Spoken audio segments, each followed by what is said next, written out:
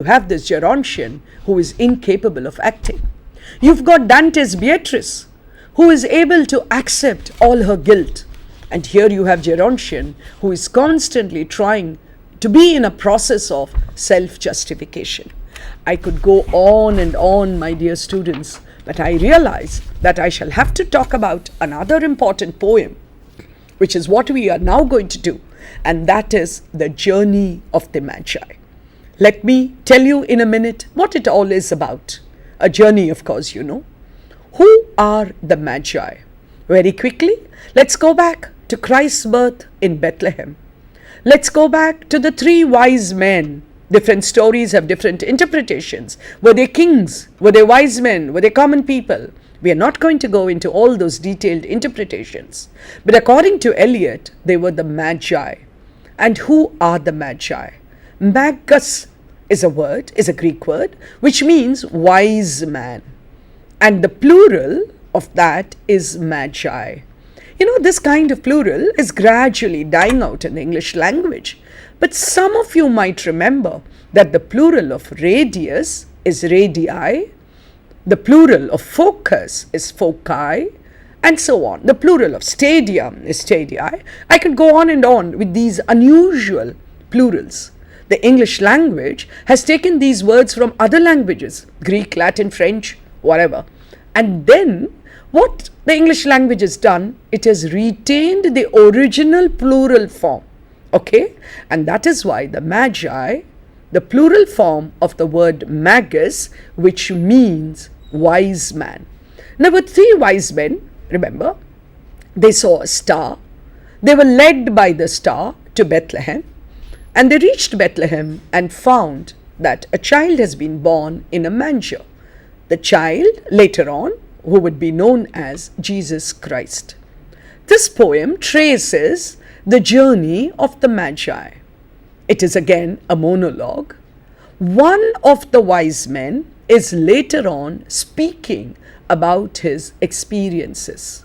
He's describing what happened during the journey, the physical journey. But I cannot just stop with the physical journey, because it is also a poem about the mental journey. And therefore, I shall try to explain to you what this king, this Magi, this magus, because I imagine it is one who is speaking about the experiences of the three. What is it that he's talking about? How are poems written, my dear students? It's very interesting to note that Eliot actually wrote this poem as a Christmas card. One of the poems he wrote as a Christmas card for the famous publishers Faber and Faber. You might have heard of Faber and Faber. They're still an important publishing house. Eliot wrote this as a card, and later on, when he published his poems, this was also included in that collection of poems. There are many poems, of which this is one, in what we call the aerial poems.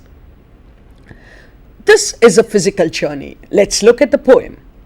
We are describing, remember, Christ was born on the 25th of December, and therefore it is cold.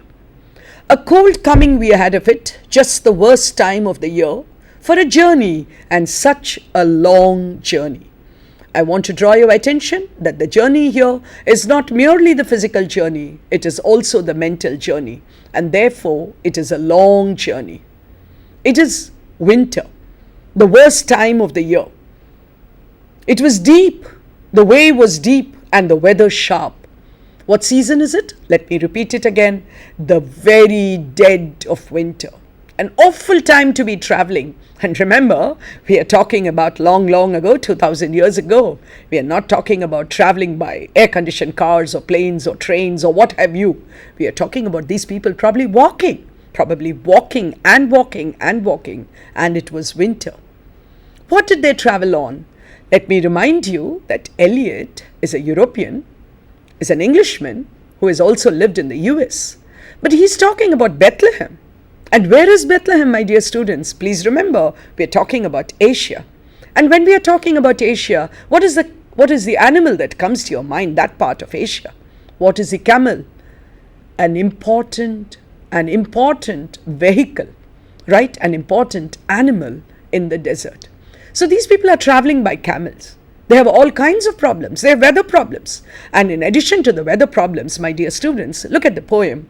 And the camels, galled, sore-footed, refractory, obstinate camels. And what were they doing? They were lying down in the melting snow. It's very difficult to make this heavy animal get up, right? And they were lying down. And these poor kings, what were they doing? They kept thinking about what they had left behind. And what had they left behind? Summer palaces on slopes, the terraces, the silken girls bringing sharbat. That is the kind of life they led. And they left that life to go on a journey. What for? Where to? We still don't know because they have not yet reached the place. So very often in the mind of these kings, probably the question arose, are we doing something which is stupid? Are we on a wild goose chase? Are we really going to find something when we reach there? This is the question that was in the mind of Eliot when he converted to the Church of England. Some of you, I'm sure, probably know about Catholicism and Protestantism. To us, many of us, they are both Christian religions. Yes, they are. But Eliot himself was unhappy with one and got baptized into the Church of England. And then there were doubts in his mind. Have I done the right thing? Should I have continued with the religion into which I was born? Or is this questioning and conversion right? Probably he places these in the minds of these three wise men as they travel to Bethlehem. The camel men were grumbling, running away, cursing, wanting their liquor and women. The night fires going out. And everywhere they went, did they get any help? No. The cities were hostile, the towns unfriendly, the villages dirty and charging high prices, etc. Let's come to the end of that verse where he says, with the voices singing in our ears, saying, this was all folly. When you do something different, when you attempt to do something new, when you are breaking away from tradition, there is so much to fight against. And this is what Eliot is suggesting here. Please remember that these Magi or the Magus, they belong to a pre-Christian religion. There was no Christianity when Jesus Christ was born. So the Magus or the Magi were walking towards the place where Christ was born, supposed to be born, by following a star in the sky. They were attempting to do something which was different, which was new. And therefore, constantly they were being told that what they are doing is probably wrong.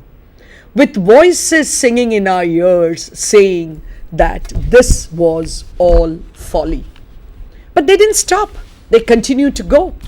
And what happened? The next verse, my dear students. At dawn we came to a temperate valley. Now it's not so cold. Now it's not snowing. Now it's not melting snow. It's different. It's temperate valley. Eliot is probably suggesting that as they neared the place where Christ was to be born or is born, suddenly everything changed. From the barrenness of winter, we move towards spring. We move towards life. We move towards action. Probably that is what he's suggesting. But throughout the poem, my dear students, there are so many allusions, biblical allusions, references to myths, references to Christianity, which might make it difficult for some of you to understand the poem. But try and understand the concept behind the poem. Doesn't matter if you can't understand a word. You can always look up the word in the dictionary. But with Eliot, what is important is you have to understand the substance of the poem. You have to understand the mood of the poem. You have to understand the basic premises on which the poem is based. And therefore, now as they are nearing Bethlehem, what happens, my dear students? The weather improves, but people do not improve. And feet kicking the empty wineskins. But there was no information. Nobody still knew where Bethlehem was. Nobody knew where is the manger, where this little child is born. Nobody knew anything of that. And everybody telling them that it was wrong. But they continued. And now, after they reached the place, after whatever their experiences, today, one of the Magi is narrating his experiences. And this, my dear students, is very, very important. I want you to look at each line carefully. Let's look at the slide again. All this was a long time ago, I remember. Right? So he's recounting his experiences of long, long ago. All this was a long time ago, I remember.